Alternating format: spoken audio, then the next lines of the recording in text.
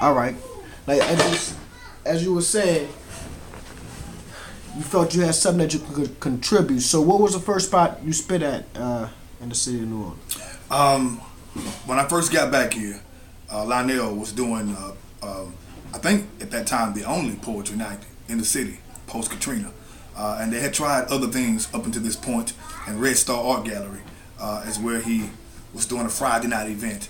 And the funniest thing is, I went to that venue, man, gotta be at least 6 months before I even spit the first time. And I just admired the artist. I didn't have anything to prove to anybody. I've been a full-time speaker for half of my life. So I didn't need to go to venues to prove anything to anybody. I'm very well balanced beyond New Orleans.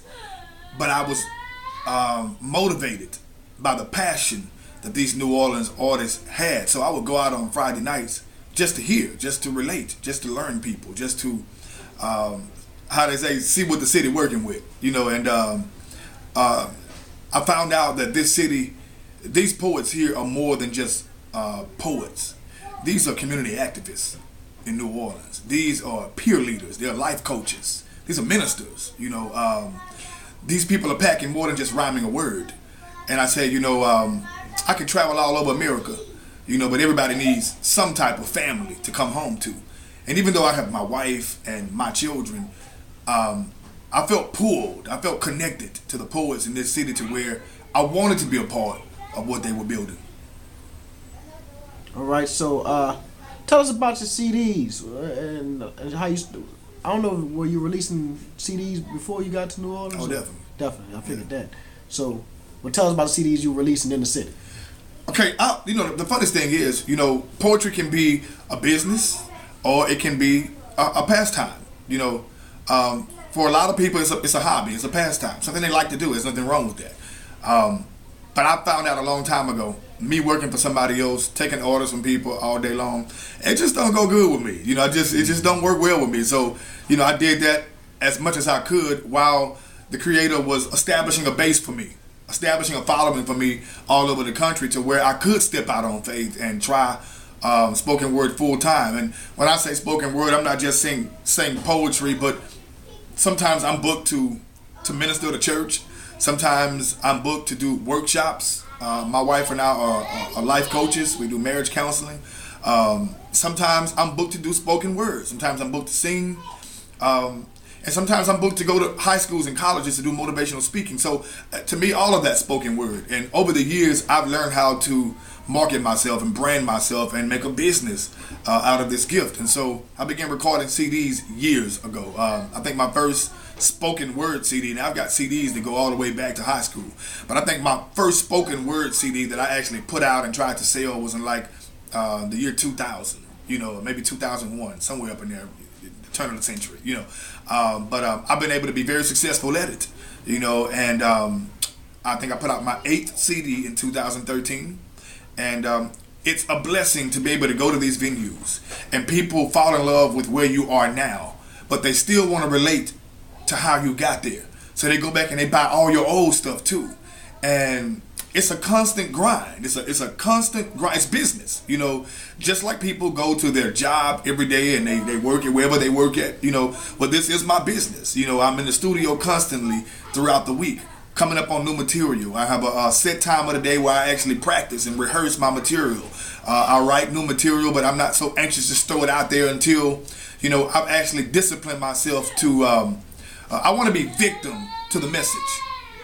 Any piece I write, I want to be victimized in the message. I want to become that piece so that when I perform it, I'm able to convey the message a whole lot better, which will make people want to buy your product. When you're at a venue and you do a piece like Ratchet or Amazing or any one of the pieces that have become popular pieces that I perform, when people hear one of those pieces, they relate to those pieces, and when it's over, they want to hear more from you. So they buy your material, your t-shirts or your books or your CDs, and if it's that piece they like and they get to your table and they realize you got 2 other books and you got 7 other CDs and you got t-shirts and you got calendars and you got all of this stuff, they become your follower, your supporter, your fan. And they end up, not only do they buy, but they tell other people.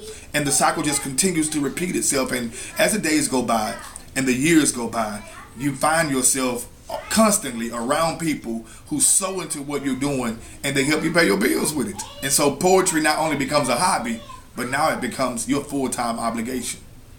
So you say in 2010 you arrived on the scene. And you're going to the Red Star. What was the scene like then? Describe it. Red Star was to me like a small church. And of course, everybody knows I have a church background, and I'm not ashamed of it. I think there's a lot of empowerment going on in the right churches, and I think the church can be a place where the broken can come and be filled. I also think a church is a place where people can go and be inspired and motivated and empowered. And when I first came to Red Star, that's the feeling I got. It was a camaraderie. It wasn't this huge venue, and it wasn't like this hole in the wall juke joint. It was a place where I felt like people came out to be fed, and you would see 50, 60 people, sitting there and that's a slow night. There were some nights that you couldn't even get in the door at Red Star Art Gallery, and you would see people who would come out, and I've seen people cry when they hear Erica do a piece. I've seen Tank bring people to tears. Then I've been there. I remember the night when Sonny Patterson came, and Sonny had church. I don't care what nobody say. Sonny, it was a lot of amen going on that night. And that's what poetry is. And when you can find a venue like Red Star that'll give people that sense of camaraderie, where we're all in this together, we're one big family, and we come out to bless each other and to nurture and empower each other. It makes people want to come back more, and it makes them want to invite others to come out and see just where I'm being fulfilled at. Because when you leave a poetry venue, the first thing you do is tell somebody how good it was. And so that person want to know, well, take me next time. If it was that good for you, I want to go myself. And I think that's how Lionel was able to build Red Star, because it was so passionate. Everybody in there was so passionate, not just about their pieces, but they were passionate about seeing it grow. That when they left there, they invited others, and you can't beat you can't beat word of mouth. I don't care how many radio commercials you put out or magazine ads or billboards. Word of mouth is still the best advertisement, because that becomes a personal testimony, for what you experienced when you were there. Your friends, your companions, your co-workers, they'll take your advice before they take some billboard's advice. And that's how Red Star grew, and it was an honor being a part of that season, because I really believe that season right there was the blueprint or the foundation for where we are as Who Dat Poets today. All right, so tell us about, well, you were there for Caribbean also. Yeah. So when Lionel left Red Star, he moved on to Club Caribbean. Now, that was a different show, different kind of atmosphere. It wasn't the small, intimate crowd. So how did you feel about that transition? I mean, let's not say that. Let's say, what did you see as good versus the bad in that transition? What was the good? What was the bad? Club Caribbean was, when Lionel moved from Red Star to Club Caribbean, it had a lot of strengths. It had a lot of promise. The only setback from it is that you could bring your kids to Red Star. Your family could come to Red Star. There wasn't no age limit, it could be a family event at any night, whereas Club Caribbean was a nightclub, and so that kind of excluded the path to bring your family there, But the best thing about Caribbean is Caribbean gave you that sense of poets like an audience. I don't care what type of artist you are. What you really want is to be received by an audience. Caribbean was the next phase of the Lionel King era with spoken word New Orleans. It was taking what began at Red Star and sort of upgrading it, because the stage at Caribbean was a stage. It was a much bigger stage. The venue could hold more people. There was a balcony and the bottom level. The implement of having food there. The Yakamine lady was there, and you could get some Yakamine, and you can get you a drink if you wanted that. And they had a barbecue there. I mean, you could eat. So it almost became a night out rather than just going to a poetry event. And there were a lot of new faces that were introduced to the Who Dat Poets spoken word New Orleans scene. During that time, Red Star had already had a following. I think the events had been at Red Star one time before that. So people were familiar with poetry at Red Star, but this is the first time that Club Caribbean, which is known as a Caribbean, earthy, Jamaican nightclub, this is the first time that they even tried to do something as eclectic as a spoken word night. With the right people in place, Lionel and Free Spirit, they were able to pull off something very beautiful. And people wanted to be on that stage when you came in the door. Sort of remind you of True Brew. You had an area in the back where there was a table set up where you could sell your product, and for a long time, the spoken word scene here in New Orleans had lost that entrepreneurial avenue when it comes to the spoken word scene. But Lionel will have a place for you to have your table set up to sell your product. You set your posters up, and you can have your workers who pass out flyers for you posted up when people come in the door, and they would shoot that out to everybody, your flyer to everybody that come in the door. And that was an outlet of making spoken word a business for some of us who are full-time artists. And that was the beautiful thing about it, that Club Caribbean was the palette. It was the foundation for a lot of us to really begin selling our material, because that had been taken away from the scene for a while.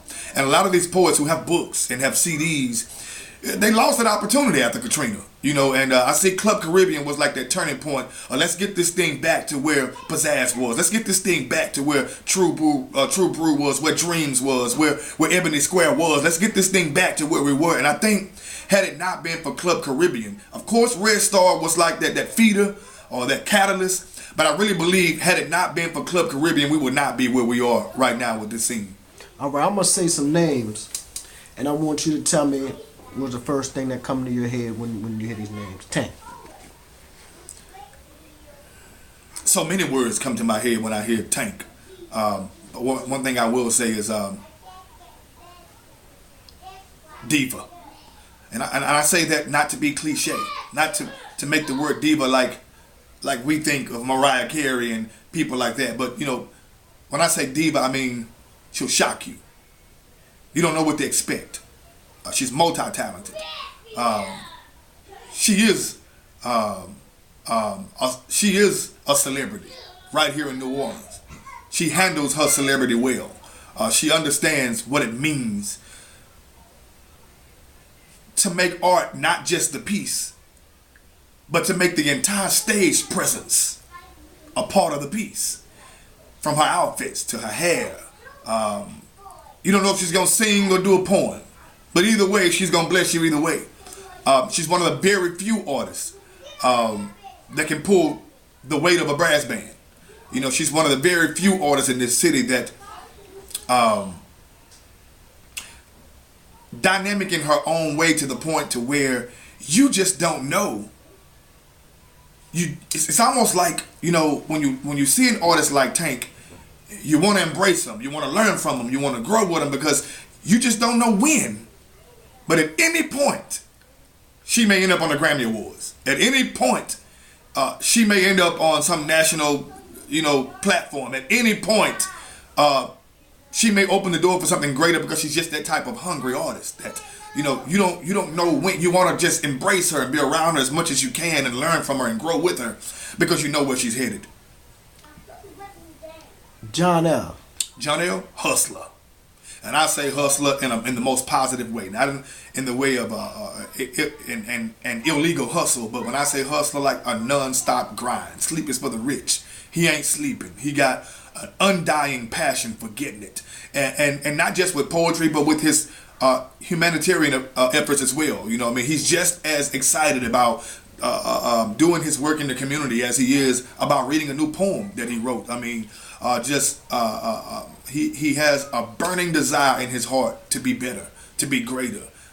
He's very humble to where he doesn't mind taking constructive criticism. He looks up to some of the poets who are older than him. He learns. He says thank you. He's very passionate about this community.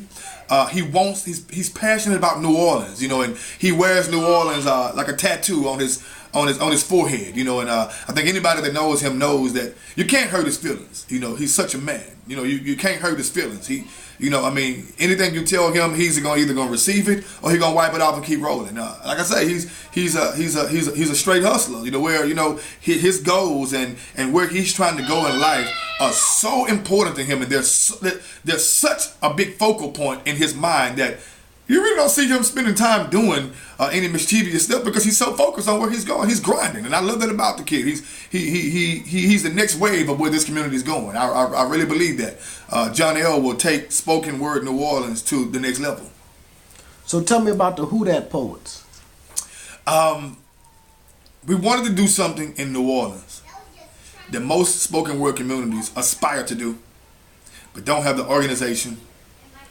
Many don't have the culture, and many don't have the kindred family camaraderie that we have here in New Orleans. We're blessed as artists in New Orleans to have these things working for us. It's this city that inspires us. Every artist that writes a poem or sings a song in New Orleans, we all have one thing in common, one common denominator. We are moved, we are empowered, we are motivated by this city, its history, its food, its culture, its music, its misfortunes, its heartbreak, the experiences we've all been blessed to learn from. For those who've grown up here and those who have been living here for a while, this city just moves you and it makes you want to be better. It makes you want to be better than you even imagine yourself being when you've seen the greatness that have come out of this city in every aspect of art. From a spoken word standpoint, the sky's the limit. We are the voice of this city. And so I think when it boils down to it, what Who Dat Poets is bringing the city together. Every facet of spoken word in this city, bringing it together. And we've also found ourselves bringing other genres in the city together.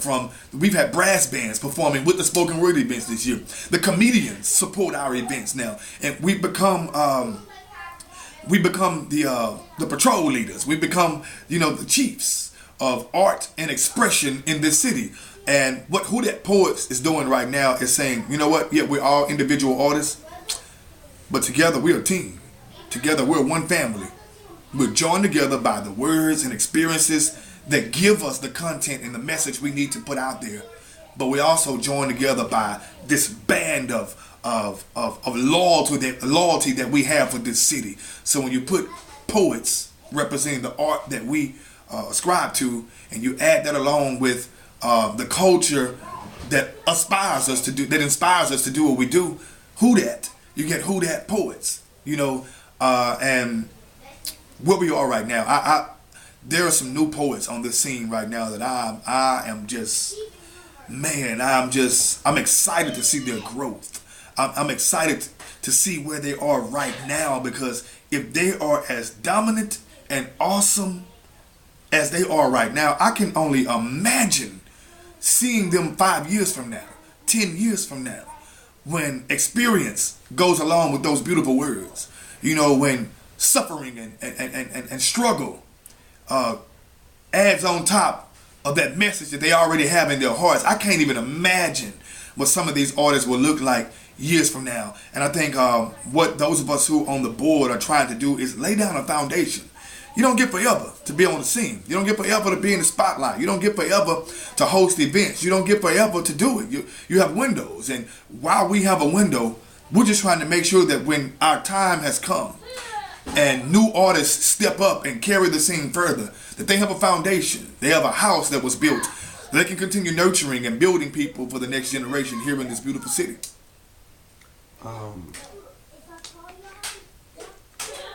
Name some of the events that Who Dat Poets have done, because what I'm going to do is I'm going to take some of your flyers.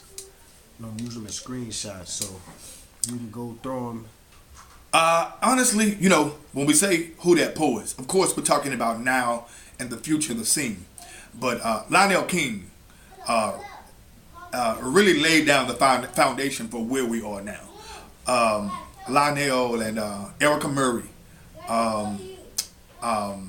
these are people who remember this scene pre-Katrina, who are able to link with many of us post-K's, bring in the ideas from pre-Katrina that we don't forget those monumental dates and times in the history of this scene, that we're able to learn by their testimonies of what made this scene great before Katrina, and what we can do to continue doing those things, but build upon those things with new ideas and new people to move into the future. So one thing we've always tried to do with Who Dat Poets is do stuff that ain't been